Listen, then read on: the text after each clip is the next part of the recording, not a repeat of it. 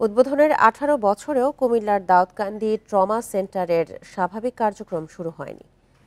সড়ক দুর্ঘটনায় আহত রোগীদের দ্রুত চিকিৎসা দিতে বিএনপির আমলে নির্মাণ হয় হাসপাতালটি। তবে বর্তমানে চালু রয়েছে শুধু আউটডোর সেবা। স্থানীয়দের অভিযোগ, রাজনৈতিক প্রতিহিংসার কারণে হাসপাতালের কার্যক্রমে স্থবিরতা। ঢাকা চট্টগ্রাম মহাসড়কে দুর্ঘটনায় আহতদের দ্রুত চিকিৎসার জন্য প্রায় 7 কোটি টাকা ব্যয়ে কুমিল্লার দাউদকান্দিতে নির্মাণ হয় ট্রমা সেন্টার। 2006 সালের 6 অক্টোবর এর উদ্বোধন করেন বিএনপি সরকারের স্বাস্থ্যমন্ত্রী ডক্টর খন্দকার মোশাররফ হোসেন।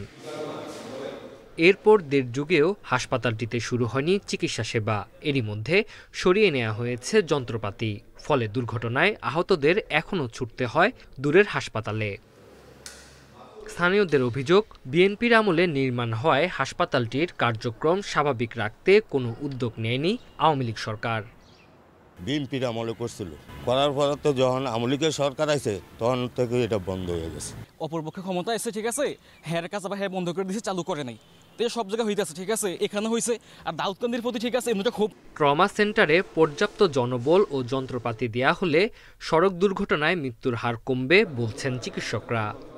যারা দেবেন তাদের ক্ষেত্রেও হয়তো অনেক ধরনের সীমাবদ্ধতা বা অনেক ধরনের থাকতে পারে।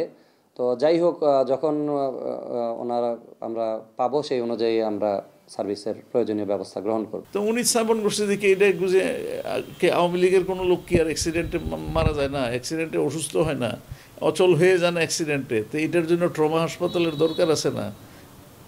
আমি বুঝলাম না এটা কি জন্য বন্ধ থাকে। হাসপাতালটি চালুর জন্য স্বাস্থ্য অধিদপ্তরে আবেদন করা হবে বলে জানিয়েছেন জেলা প্রশাসক। দুর্ভাগ্যজনক যে এটা আমরা ইনফ্রাস্ট্রাকচার করে রেখেছি, এটাকে চালু করতে পারিনি। আমরা স্বাস্থ্য মন্ত্রণালয়ের সাথে যোগাযোগ করব। নিশ্চয়ই সরকার এক্ষেত্রে যেন এই সেবাটা মানুষ পায়, এই জন্য যা করণীয় নিশ্চয়ই সরকার করবে, আমরা সরকারের দৃষ্টিতে আনব। বর্তমানে একজন চিকিৎসক ও 2 জন নার্সের মাধ্যমে ট্রমা সেন্টারের আউটডোর সেবা চালু রয়েছে। Independent news.